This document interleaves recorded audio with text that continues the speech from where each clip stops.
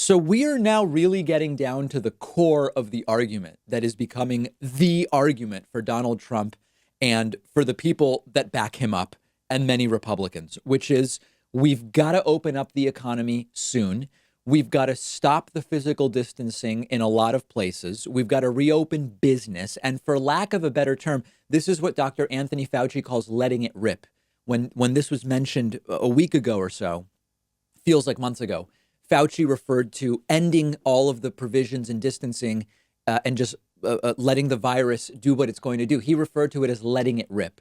More people will get the virus, more people will die, but the economy, or really what is in Trump's mind is the stock market, right? But he's talking about the economy.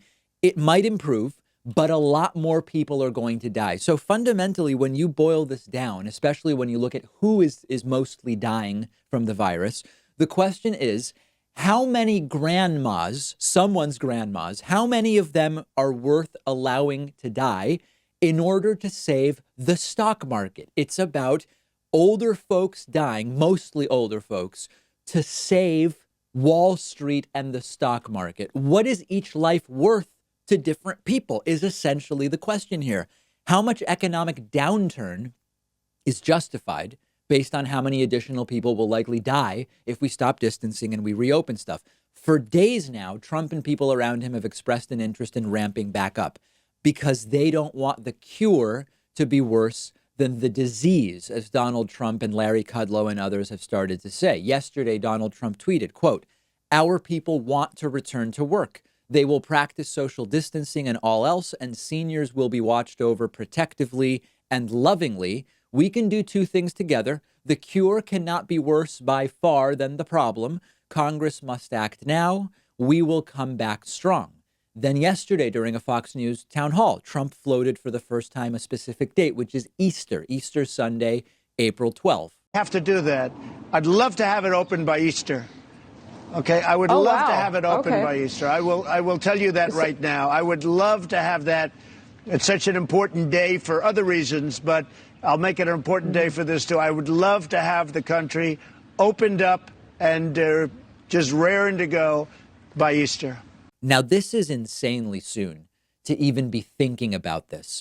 Now, if you put a gun to my head and you say Trump's doing this on April 12th, no matter what, how would you suggest that it be done? In that scenario, if I were Trump, I would say, listen, I want to do this on April 12th, but in order to do it, I need your help.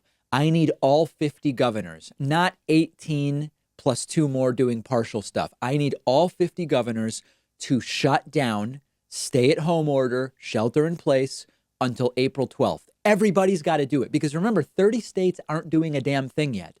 If Trump did that, then maybe you could partially reopen on April 12th outside of hotspots with older folks still staying home. And again, this is like if you put a gun to my head and you say Trump's doing it April 12th, how would you say he does it?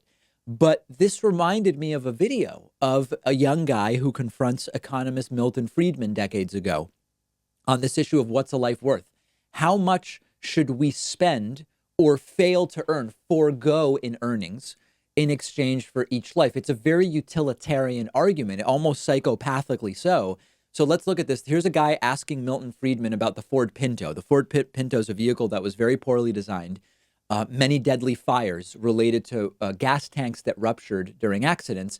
And Ford knew about it, and they could have prevented it with a $13 part on each car. Let's look at this video clip. I have just one more. This has to do with the Ford Pinto. I'm not sure if you're aware of the recent revelations that have come out about the production of that car. Ford produced it knowing full well that in any rear-end collision, the gas tank would blow up because they had failed to install a $13 plastic block in front of the gas tank. And Ford estimated in an internal memo that that would cost about 200 lives a year. And they estimated further that the cost of each life would be $200,000. They multiplied and they found that the cost of installing those blocks in each of the cars would be more than the cost of saving those 200 lives. And over the past 7 years, the car has been produced and over 1,000 lives have been lost. It seems to me that Ford did what would be the right thing according to your policy. And yet that seems to me to be very wrong. So the kid lays it out there, and here is how Milton Friedman responds, which is essentially the calculation that Trump and others are now starting to make, a very utilitarian calculation. Well, let me ask you, let's suppose it would have cost $1 billion per person. Should Ford have put them in nonetheless? You But see, it you're wasn't really a only, question of you know that. that It was you're a really question only of arguing about $13 price. each. You're not arguing about principle. No. Because you Principles cannot, nobody can take the principle. Nobody can accept the principle that an infinite value should be put on an individual life. Because in order to get the money involved, in order to get the resources involved, it's not money. In order to get the resources, they have to come from somewhere.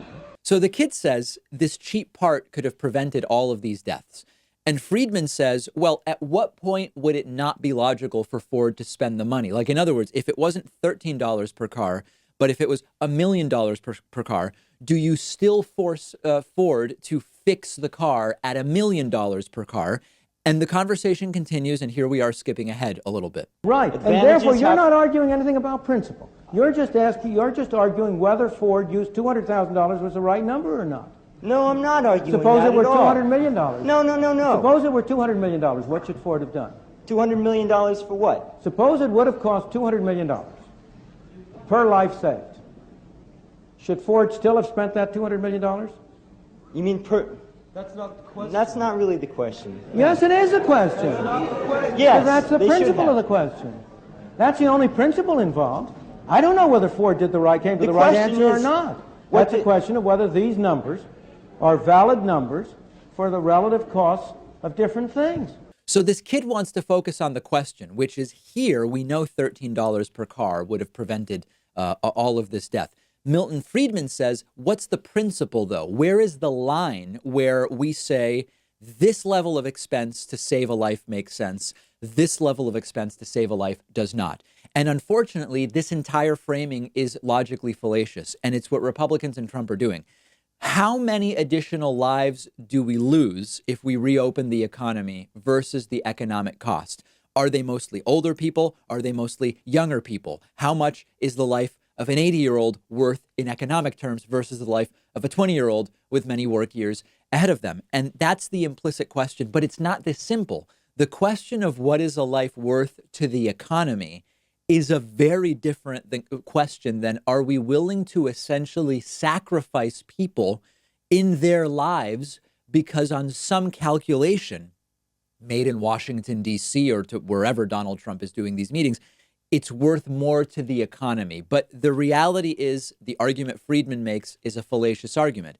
Very often, economists whose views are those of Milton Friedman will take these situations to infinity to be able to defeat them. The reality is that this is never the case. Think about the Ford situation. The idea of if it was to cost Ford $1 million per car to fix the Pinto, should they still do it? It's bogus because the Pinto cost $3,500 at the time. That's the retail cost back in the 70s. If the cost to fix the Pinto was $1 million, they wouldn't produce the car. And that's why we shouldn't fall for these to infinity nonsense arguments. The kid isn't arguing human life has an infinite value.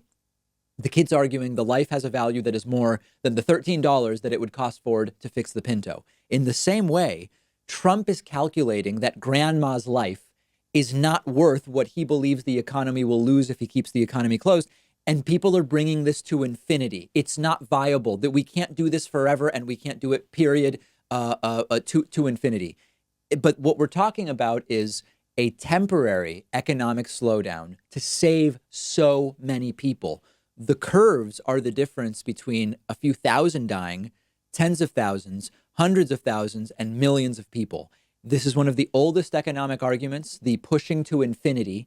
Trump is quickly getting his way on this, and a lot of people are going to die. Now, I hope you're staying home, and if you are, and if you're looking for something to do, tonight, 8 p.m. Eastern is the David Pakman Show viewer chess tournament. I am the 2019 champion because we had one game. I beat Pat at the end of 2019. We now have a proper chess tournament. We'll be playing tonight. Follow me on social media for info. I'll be streaming 8 p.m. tonight. Join us. Don't miss it. I'd love it if you checked out a YouTube channel we're partnering with. Their content is great, and they're good friends of the David Pakman Show. The channel is called Upflip, and you can get there at davidpakman.com/upflip. Make sure you subscribe when you're there. If you own your own business, if you're thinking of starting one, if you're interested in entrepreneurship and building companies, as many of you know I am, I think you will love this because every week Upflip gives you sort of an inside look at a successful small business. How did the entrepreneur do it? How was it built from the ground up? The stories are inspiring. I always love learning about how business owners got to where they are. And they share a ton of wisdom about mistakes, what they learned, really great insights. And Upflip uploads new videos every Wednesday featuring a totally new business. Check it out at davidpakman.com/upflip. Link is right down below underneath this video. Subscribe to their channel and click that bell icon to get notifications.